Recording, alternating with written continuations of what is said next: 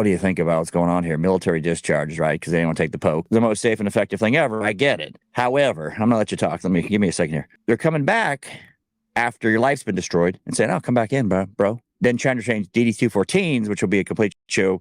You work in this area. You help vets, put VA claims and you understand the system. You retire from the Navy. What are you thinking here?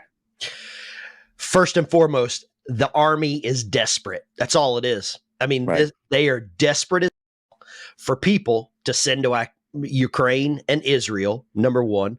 Number two, they're recruiting ploys for Gen Z when they were putting out the cartoons on their Be Army All You Can Be videos with Emma and the two moms. That's not working. So now they're going back to the old faithful, the old white guys, the white boys. And I firmly believe what's going on is they realize it. Somebody up high is like, hey, this isn't working. Millie's gone. We can use him as a scapegoat. We need people back. And there's a lot of people. And the other thing, the economy is shit. So there's a lot of people that are going to use this for their own good. I mean, for their family. They need the money. The economy is shit. But real talk here. That's what this channel is going to be about. You guys are seen this before. That's what we're talking like grown men as much as we can on YouTube and Rumble. Okay, so you get discharged because you won't take it. You probably weren't going to be a lifer anyway. In real terms, I'm just thinking about that person. You probably weren't.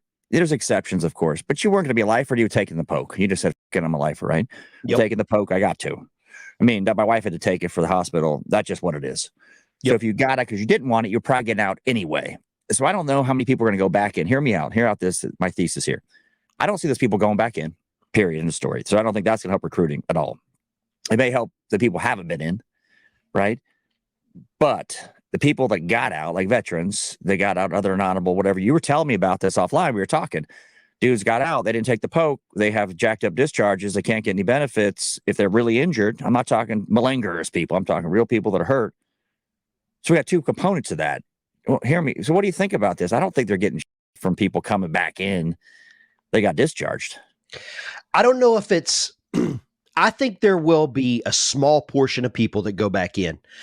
They discharge, the Navy kicked out 8,000 people, and they've had 40 go back in through this program. I looked at the numbers on that. 40 out of 8,000 is nothing. So you're right. The people aren't going back in. Does it open up the avenue for other people? They're now incentivizing in re-enlistment bonus, $50,000 for an enlistment bonus.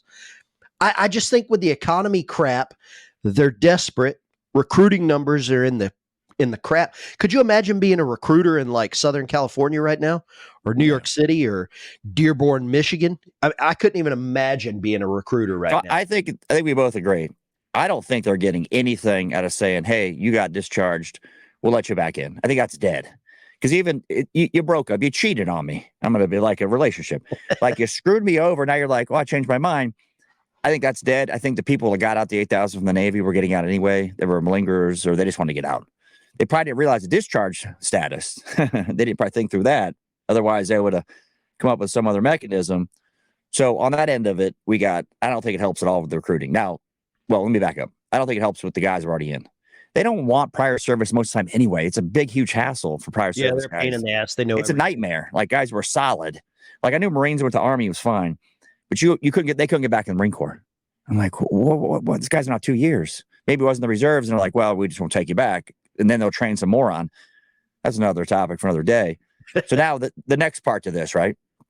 The next part, which is key, is are they going to be recruit more? That's one. But let's get to the DD-214 issue for vets, because I don't think a lot of people understand they got these discharges. You explained it. Man. I want you to go off on that. The discharge is jacked up, and they say they're truly injured. Let's say they were in Fort Benning, they fell off the obstacle course and broke their neck. Right? They're injured. They got hurt. It was training. I know a lot of guys, the big D guys won't say, well, it's nothing, but they were hurt. They're truly hurt. They should be taken care of. We take care of our studying of brave doctors, engineers come across the border more. We do our own people that actually tried to do something.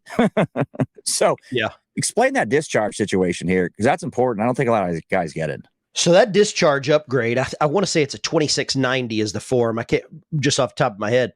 So basically you are proving when you apply for this, you have to get whatever branch of service that you're applying for to admit they were wrong.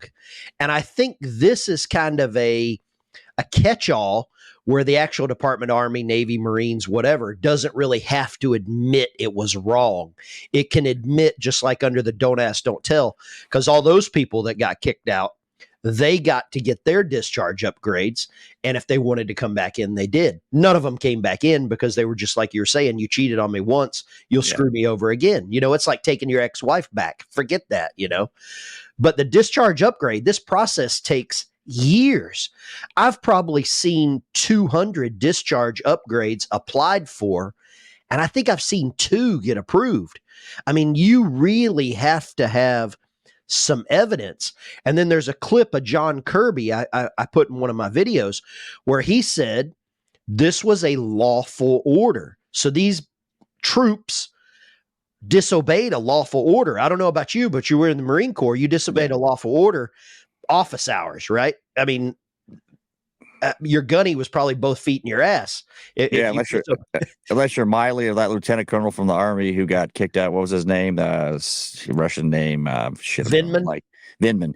Unless you're Vindman, just do whatever and then run for Congress, he's probably got to win. Different tangent, different day. You know, let me go off on a little bit. The old guy story here. A good friend of mine. He was a rock star in the Marines. He had every scam going under the sun. He probably, if he's watching this, I know what I'm talking about. This is when you had laminated military ID cards, right? Yep. I'm going somewhere with this. So green was active duty, red was reservist. They took a picture, they laminated, typed the thing. He knew somebody in admin got the red ones would make fake IDs. Okay. And I knew, you know, you kind of incidentally knew about it. We'll just call it that for NIS, whatever they're called now.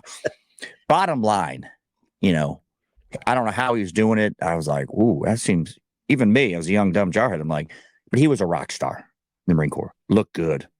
Solid, smart dude. You couldn't figure out why he went in. I learned later. If you guys want to hear about that story, put in the comments. I'll do that story.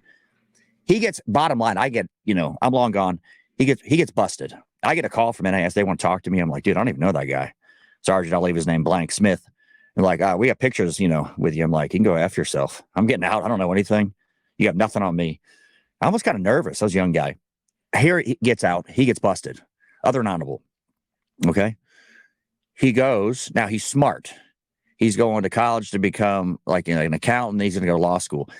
He works the angles about, like, for example, the timeline. He law fairs them, gets it honorable. Now he got out as a private, right? He gets it honorable, and then he applies for VA. He's a big time attorney now. If he sees this, it'd be funny. But I guess my point is, most guys that have the bandwidth, it's like dealing with the VA. They don't know, they can't read CFR 38 or whatever it is and go, here's how it works. You and I have talked about that. Yeah. So most guys are going to get it. To your point, 200 you've seen, 2 got it. You could be 10 years from now. You could be miserable. You could have real issues, real problems.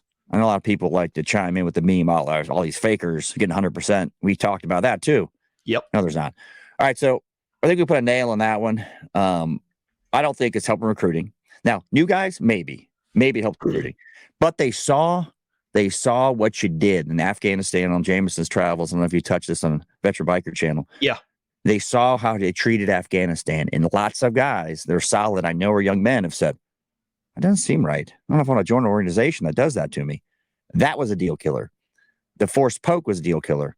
But yet flipping it 180 on it, that's almost even worse. If you stuck with the forced poke, now you flipped on and said you're wrong, I don't know you can get over that hurdle for recruiting new guys.